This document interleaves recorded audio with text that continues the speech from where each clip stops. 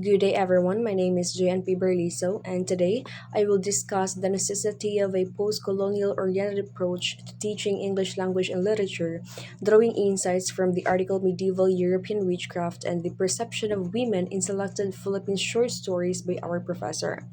At first glance, the article appears to be about witches and medieval Europe. However, upon closer reading, it is actually about something much deeper.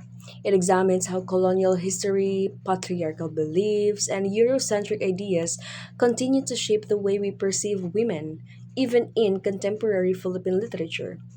Through this analysis, the authors demonstrates why post-coloniality remains relevant in understanding literature, identity, and in education. Post-coloniality is not simply the study of what happened after colonial rule.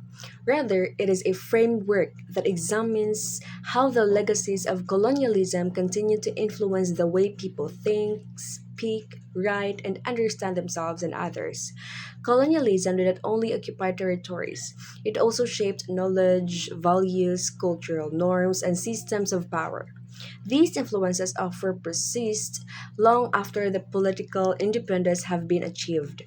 So the article illustrates this idea by tracing the medieval European image of witch. During the medieval period, thousands of women were accused of witchcraft because they were poor, widowed, knowledgeable, independent, or simply different from what society considered acceptable.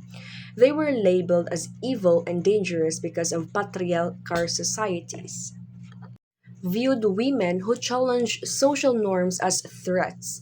These stereotypes became deeply embedded in European culture and were later carried into colonized societies through colonial expansion.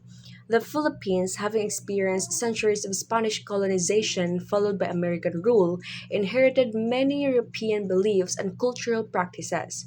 As the article explains, colonial influence did not merely affect politics and religion, it also transformed perceptions of gender and identity. Before colonization, Filipino women such as the Babaylan held respected positions as spiritual leaders, healers, and community guides. However, colonial authorities gradually diminished these roles, replacing them with European ideals that confined women to domestic and subordinate positions. So, to demonstrate this continuing influence, the authors compared Morgan Le Fay from Thomas Mallory's Marty the Thor with Agueda from Nick Joaquin's Mayday Eve and Mingay from Edelberto's Tiempos the Witch. Although these women belong to different cultures and historical periods, they share one experience. They become metaphorical witches. They're not condemned because they possess supernatural powers, but because they challenge the expectations imposed upon women. Society labels them as different, suspicious, or dangerous simply because they refuse to conform. This is where the post colonial framework becomes essential. The article argues that these literary characters reveal how medieval European beliefs continue to influence post colonial societies. In other words, the colonial past continues to shape present day attitudes. Literature therefore becomes a powerful space for exposing these hidden structures of power and questioning inherited assumptions. Because of this, I strongly believe that a post colonial oriented approach is necessary in teaching English language and literature. First, it encourages students to become critical readers rather than passive readers. Instead of asking only what happened in the story, students begin asking why characters are portrayed in certain ways, whose perspective are presented, and whose voices have been marginalized.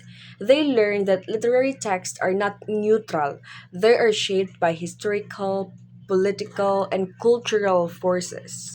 Second, a post colonial approach enables students to recognize the continuing effects of colonialism in literature and society.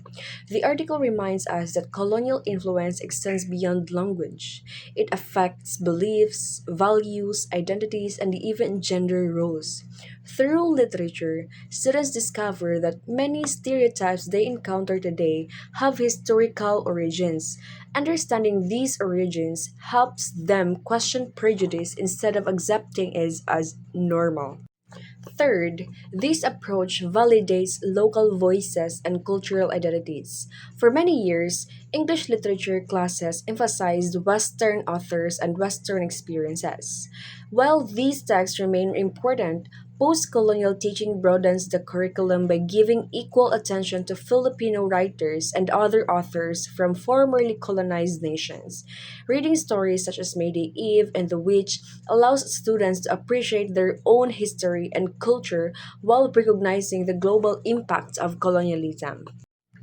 Another valuable contribution of a post colonial oriented approach is that it promotes empathy and social awareness.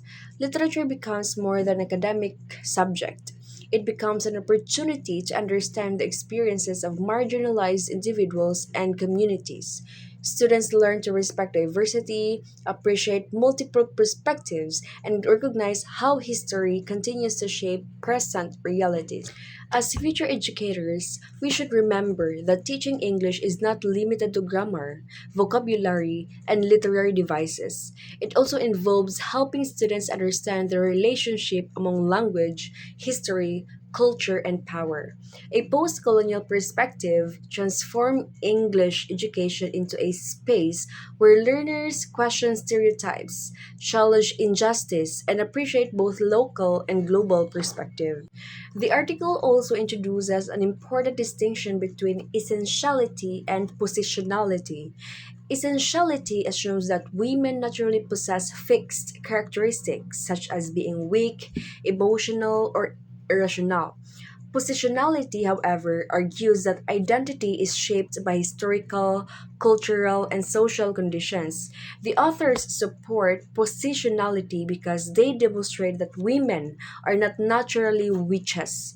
Rather, society labels them according to inherited cultural beliefs and power structures. This idea is highly relevant in literature classrooms because it encourages students to see identity as socially constructed rather than biologically predetermined. Ultimately, a post colonial oriented approach does not reject English language and literature. Instead, it enriches their teaching by encouraging students to read beyond the text, question inherited assumptions, and recognize that literature has the power not only to reflect society but also to transform it. Okay? Thank you and have a wonderful day.